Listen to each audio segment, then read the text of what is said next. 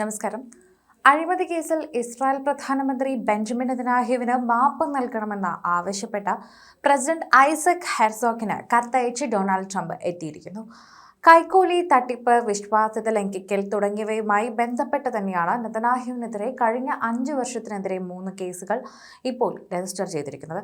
എന്നാൽ താൻ തെറ്റൊന്നും ചെയ്തിട്ടില്ല എന്നാണ് നെതന്യാഹുവിന് കത്തയച്ചത് എന്ന് തന്നെ കൃത്യമായി പറയുന്നുണ്ട്. ഇസ്രായേൽ ജുഡീഷ്യറി സംവിധാനത്തിന്റെ സ്വാതന്ത്ര്യത്തിന് ബഹുമാനിച്ചുകൊണ്ട് തന്നെ നെതന്യാഹുവിന് മാപ്പ് നൽകണമെന്ന് അഭ്യർത്ഥിക്കുകയാണ് ഇപ്പോൾ ട്രംപ്. കത്തിൽ ചൂണ്ടിക്കാട്ടുന്നുമുണ്ട്. രാഷ്ട്രീയമായി തന്നെ നീതീകരിക്കാനാവാത്ത നടപടിയാണ് നെതന്യാഹുവിനെതിരെ ഉണ്ടാവുന്നതെന്ന് ട്രംപ് പറഞ്ഞു. കത്തിൽ പ്രതികരണവുമായി ഇസ്രായേൽ പ്രസിഡന്റ് ഓഫീസ് തന്നെ രംഗത്തെത്തിയിട്ടുണ്ട്. വലിയ പ്രാധാന്യത്തോടെയാണ് ട്രംപിന്റെ കത്തിനെ കാണുന്നതെന്നും എന്നാൽ ആർക്കെങ്കിലും ക്ഷമ നൽകണമെങ്കിൽ അവർ നേരിട്ട് അപേക്ഷ നൽകണമെന്ന് ഇസ്രായേൽ പ്രസിഡന്റിന്റെ ഓഫീസ് അറിയിച്ചിട്ടുണ്ട്. തനിക്ക് നൽകിയ വലിയ പിന്തുണയ്ക്ക് ഡൊണാൾഡ് ട്രംപിന് നന്ദി അറിയിക്കുകയാണെന്നും നെതന്യാഹു പറയുകയും ചെയ്തിട്ടുണ്ടെന്ന് പറയാം. അഴിമതി കേസിൽ ബെഞ്ചമിൻ നെതന്യാഹുവിന്റെ വിചാരണ മാറ്റാനാവില്ലെന്ന് ഇസ്രായേൽ കോടതി വ്യക്തമാക്കിയിരിക്കുന്നു. കേസ് റദ്ദാക്കണമെന്ന് US പ്രസിഡന്റ് ഡൊണാൾഡ് ട്രംപ് ആവശ്യപ്പെട്ടതിന് പിന്നാലെയാണ് മൊഴി നൽകുന്നതിൽ നിന്ന് തന്നെ ഒഴിവാക്കണമെന്ന നെതന്യാഹുവിന്റെ ആവശ്യം കോടതി നിരസിച്ചത്. നിലവിലെ സാഹചര്യത്തിൽ അദ്ദേഹത്തിന്റെ അപേക്ഷ തന്നെ അംഗീകരിക്കാനാവില്ലെന്ന് ജെറുസലേം ജില്ലാ കോടതി നിലപാടെടുക്കുകയും ചെയ്തിട്ടുണ്ടായിരുന്നു. നെതന്യാഹുവിനെതിരായ ഒന്നാമത്തെ കേസിൽ അദ്ദേഹവും ഭാര്യ സാറയും $2,60,000 മൂല്യം വരുന്ന ആഡംബര ഉൽപ്പന്നങ്ങളായ സിഗരറ്റ്, ജ്വല്ലറി, ഷാംപെയിൻ എന്നിവ ശതകോടീശ്വരന്മാരിൽ നിന്ന് വാങ്ങിയെന്നാണ് കേസ്.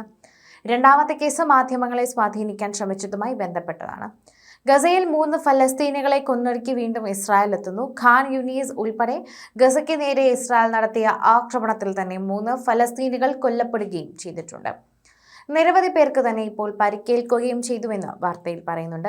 വെടിനിർത്തൽ കരാർ നിലനിൽക്കവേ തന്നെ വന്നൊരു മാസം പിന്നിട്ടിരിക്കവേ 245 പേരെയാണ് ഇസ്രായേൽ കൊന്നുതള്ളിയത്. കുഞ്ഞുങ്ങൾ ഉൾപ്പെടെ 622 പേർക്ക് പരിക്കേൽക്കുകയും ചെയ്തു. ഒക്ടോബർ 10-നും നവംബർ 10-നും ഇടയിൽ 282 തവണയാണ് ഇസ്രായേൽ കരാർ ലംഘിച്ചത്.